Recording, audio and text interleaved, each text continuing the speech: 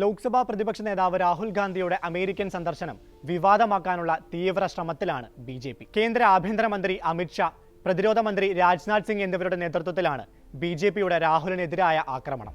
രാജ്യത്തെ വിഭജിക്കാൻ ആഗ്രഹിക്കുന്ന ശക്തികൾക്കൊപ്പമാണ് രാഹുൽ ഗാന്ധി എന്ന് അമിത് ഷാ ആരോപിച്ചു. ജോർജ് ടൗൺ സർവകലാശാല വിദ്യാർത്ഥികളുമായുള്ള സംവാദത്തിനിടെ സംവരണവുമായി ബന്ധപ്പെട്ട രാഹുൽ നടത്തിയ പരാമർശമാണ് അമിത് ഷായുടെ പ്രധാന ആയുധം. ഇന്ത്യ പൂർണ്ണമായും നീതി പുലരുന്ന ഒരു സ്ഥലമായിരുന്നുവെങ്കിൽ സംവരണം ഇല്ലാതാക്കുന്നതിനെക്കുറിച്ച് ഞങ്ങൾ ചിന്തിക്കുമായിരുന്നു.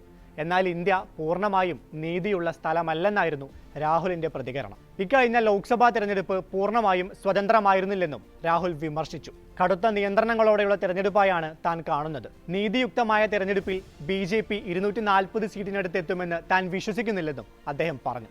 US കോൺഗ്രസ് അംഗങ്ങളുമായി രാഹുൽ ഗാന്ധി കൂടിക്കാഴ്ച നടത്തിയതും ബി.ജെ.പി. ആയുധമാക്കുന്നുണ്ട്.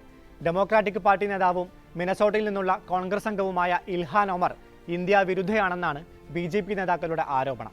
രാഹുൽ ഗാന്ധി അധികാരത്തിൽ വരാനുള്ള തീവ്ര ശ്രമത്തിലാണെന്നും അതിന്റെ ഭാഗമായാണ് അദ്ദേഹം ഇസ്ലാമിസ്റ്റായ ഇൽഹാൻ ഒമറുമായി കൂടിക്കാഴ്ച നടത്തിയതെന്നും ബി.ജെ.പി. ദേശീയ വക്താവ് സഞ്ജു വർമ്മ ആരോപിച്ചു. ഇൽഹാൻ ഇന്ത്യ വിരുദ്ധയും തീവ്ര ഇസ്ലാമിസ്റ്റും ആസാദ് കാശ്മീരിന്റെ വക്താവുമാണ് എന്നായിരുന്നു ബി.ജെ.പി. വക്താവ് അമിത് മാളവിയുടെ ആരോപണം. ഇത്തരം കൂടിക്കാഴ്ചകളിൽ ബി.ജെ.പി. നേതാക്കൾ പോലും ജാഗ്രത പാലിക്കും. കോൺഗ്രസ് ഇന്ത്യക്കെതിരെ പരസ്യമായി പ്രതികരിക്കുകയാണെന്നും മാളവ്യ ആരോപിച്ചു. ഇന്ത്യയിൽ മുസ്ലിങ്ങൾക്കെതിരെ നടക്കുന്ന ആക്രമണങ്ങളിൽ ഇൽഹാൻ ഒമർ നേരത്തെ വിമർശനം ഉന്നയിച്ചിരുന്നു. പ്രധാനമന്ത്രി നരേന്ദ്രമോദിയുടെ US കോൺഗ്രസിലെ പ്രസംഗം അവർ ബഹിഷ്കരിക്കുകയും ചെയ്തു.